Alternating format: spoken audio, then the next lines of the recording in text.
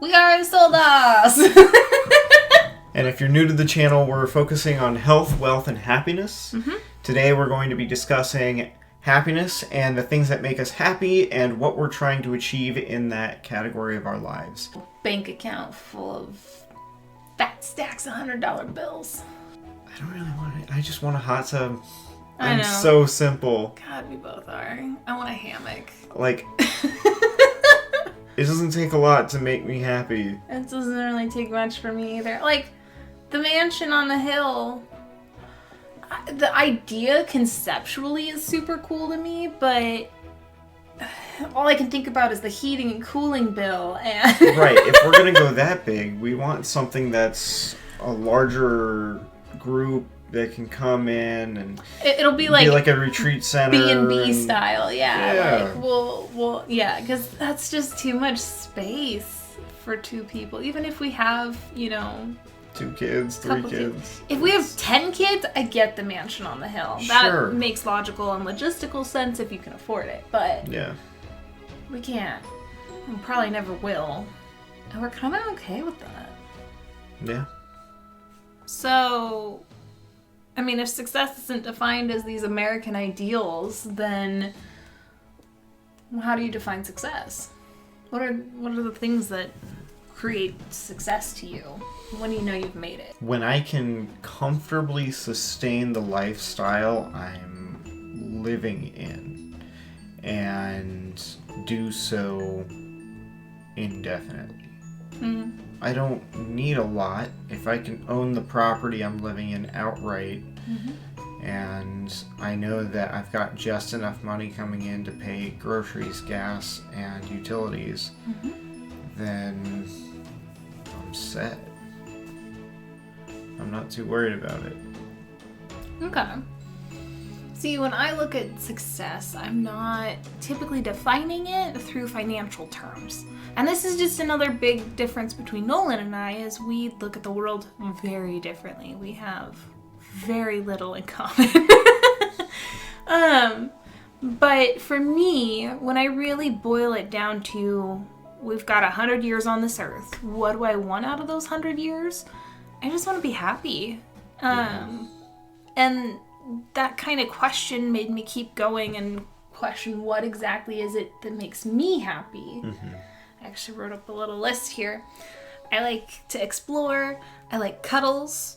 I love hammocks and escalators. I know it's weird, but I got a serious love for escalators with the little fluffy bits on the bottom. She really does. It's my favorite ride at Disneyland is to the parking garage, because it's like a series of 4 escalators to get down to the park. It's a thing. Stormy weather. I really love dreaming with Nolan about the future and making plans. I love making lists, and I love kind of problem solving, strategic thinking, fixing issues. Those are just the things that really make me happy. And if I can live a life that lets me do these things day after day, I'd be considering myself very successful if I can live this way. So I guess the question then becomes, what do you think is the things that make you happy? If I have to go with the material senses of things that make me happy, for most part, because otherwise I choose, bigger concepts like relationships and philosophy, and, those are less constructed ideas than something like food, which also makes me happy, very happy. Hence the reason why I need to work on portion control and what I ingest at this point. So, in a very physical sense as well is, our intimate time together. I need that, and I can say that time together when we're connected is probably the most fulfilling for me physically than just about any other sense on this planet. It makes me very happy. Other than that are kind of simple things like sunshine and warmth on my skin. Warm rain, for example. I remember a time when I was little and we were in a trip to Florida. And in Florida, there was really warm rain that came down while we were at Disney World. And that sensation has never left me. There's something about it that was very pleasing. So, warm rain. Kissing in warm rain would be even better. And then, in general, good conversations. Good conversations make me happy, and Very we have a relational. lot of good conversations, so that makes me very happy because you make me happy as well. Yes. Life goal Um, unlocked. So, because you make me happy, I feel fulfilled pretty often. You're so antsy. Are you embarrassed by your list of things that make you happy? I put escalators on my list for the internet to see. Talk me through what you're going through right now, because you are. I'm bashful. I can tell. Embarrassed. I'm nervous a little bit. You know what's funny is we were like, let's start a YouTube channel and be totally transparent, and he's the one that like will walk up to a total stranger and be like, here's my life story, let's talk about really deep philosophical constructs, oh, let's talk about major social issues, I've never met you before but you have a very unique perspective, let's talk about it. And I'm like, no, I don't want to talk to you, we're in the elevator together, this is your floor, have fun, like I'll give you a head nod. Sure, but having these conversations with somebody I'm very close to makes me more nervous than somebody I'm not close to. But we have these conversations all the time, and the only difference is the camera, and you are making me stressed out, buddy. Like, are you okay? Yeah. Like, do you need a hug? Just bring it in. I love you. It's love you okay. too. Total transparency, man. So what else is on the list of things that make you happy? Hopefully some things that stress you out a little less. Things that stress me out less, having financial security, like I already mentioned, to the point where I can go out and eat a meal at any point, and it doesn't matter how expensive the meal is. I can go out and have a 5-star and travel to get there, or I can have a street taco and it's like 50 cents. I don't care. Yeah. You do love your tacos. And then kitty cats. I do enjoy the warm cuddles and the purring and the fluffiness. I'm gonna put kitty cats under my cuddles category because total agreement. I think we're cat people. Yeah, we're cat people for sure. It just is what it is. Internet.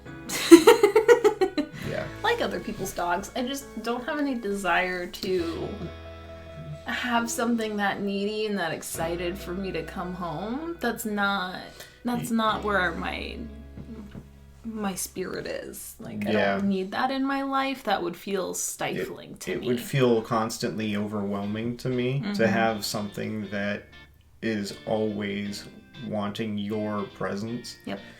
A lot of people harp on cats because cats are kind of wishy-washy about wanting their human, but I enjoy that about them.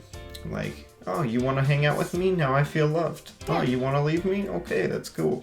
That's fine too. I don't take it personal. Yeah. Besides, I think we ourselves are dog people enough that, like, we don't need another dog in our life because I'm needy. Cuddles was number 2 on my list, okay? Like, homeboy doesn't get... When we first got together, we were so tired. We'd just driven, like, a big, long road trip or something like that. I don't even remember. But it's, like, midnight, and he just wants to go to sleep. And I wanted cuddles, and he didn't want to give them to me.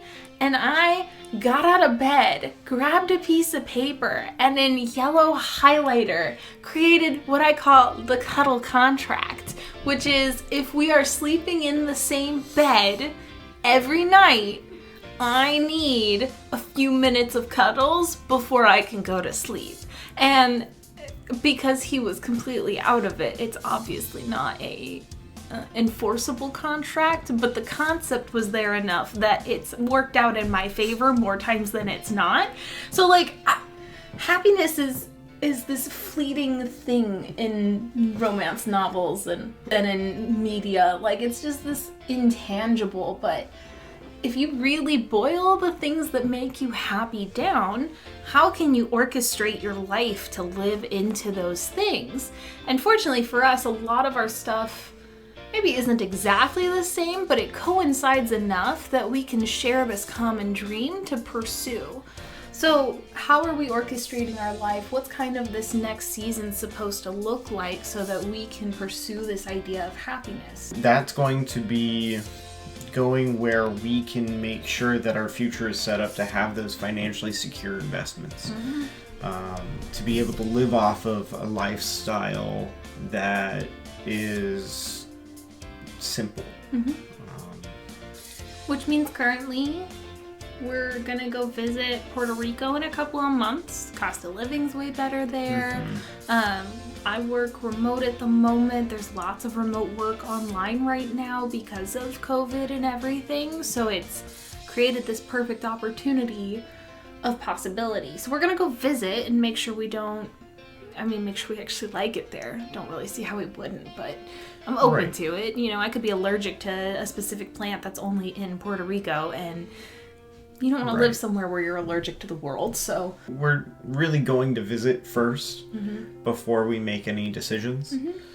But with the markets and things as they are, it would help set us up in a way that... You can buy a house for like half the price that you would here in Washington and most of the major parts of the US that we have family and we would want to live in anyways.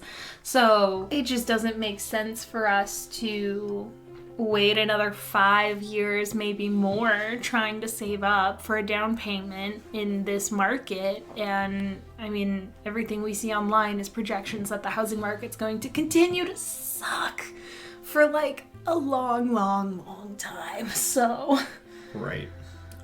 Not to mention that for businesses, if we own a business, it's 4% of tax on that business versus whatever the state you're currently living in is. And then on top of that, no capital gains tax. If we're looking at investing properly, then that should be a big factor as well. Of course. And honestly, Puerto Rico aligns a lot more with our general outlooks and our opinions and philosophies on the world and what, you know, community should look like. Yeah. Which we can dive into in a different video because that's a beast in and of itself. Right. By definition, we're very cross-culturally minded. I mean, that's my degree, literally. Yeah. I mean, so I'm very excited for the opportunity to be somewhere we can explore. The language is different. I mean, they speak English in like the major city areas, and like a lot of people are bilingual, which is really nice. It's like jumping into Spanish speaking culture light, because you've got the opportunity for other English speakers a little more present than you would maybe in South America. But it's a great opportunity. We're working on picking up some Spanish right now. Obviously not going to be fluent in 3 months because we're busy and we got work and we got life and family and friends, but... And I'm slow at memorizing. Yeah. And maybe we should talk about that sometime when we do. Maybe we should dive into language learning as like a separate video, like how we're approaching it, what we're doing, the fun things we're doing.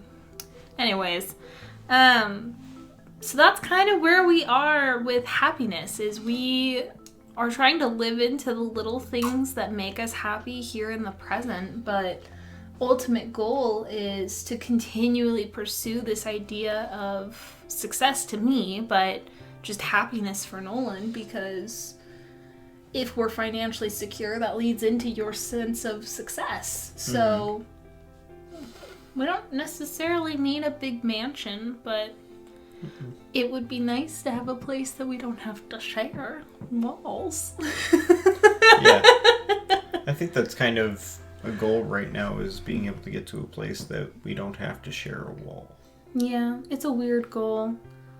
Also, I want a dishwasher and a bathtub because for the longest time we've lived without them, and we just moved in with my parents a few months ago and we had them again. You don't realize how important a dishwasher is until you don't have one for like 6 years. For me, it's a garbage disposal. I'd rather have one of those over a dishwasher. That's fair. That's very fair. I can't fight you on that one. That would be amazing to have. Mm-hmm. So anyways, we're going on this big grand journey and we're sharing our life. So do we succeed? I don't know. You're going to have to wait like a few months before we can even see that kind of major progress. Mm-hmm. But, you know, the possibility of us moving to Puerto Rico probably by January is pretty real. We could do earlier, but there's just so much going on in like October, and then you've got the holidays, and yeah. Nolan's mom's a huge fan of Christmas, and if we ditch Christmas, I don't want to imagine what that's like. I don't want to. So we'll stick around for Christmas, and then we'll probably be looking seriously at moving in January. If we are. If we are, to Puerto Rico. If not, then we'll be looking at our next adventure to find the next place to see where we're going to fit in the world. Yeah. And if you're interested in following our adventure,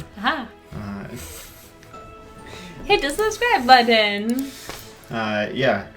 Please consider subscribing, and hitting that like for us would be very helpful. It lets people know that the channel actually has some value. And then comment and ask us questions. For real, because we want to, we're doing this mostly for us as accountability, so if there's something that you feel like we're skipping over, or if there's something you want us to dive deeper into because we're doing basically what all the self-help books say to do and we're actually trying to live it out, like, feel free to ask, because Mr. Relational here loves having those kinds of questions. Yeah. Love you. I love you too. Ta-da! Can we be done now? Yeah. We went way overboard. Boop.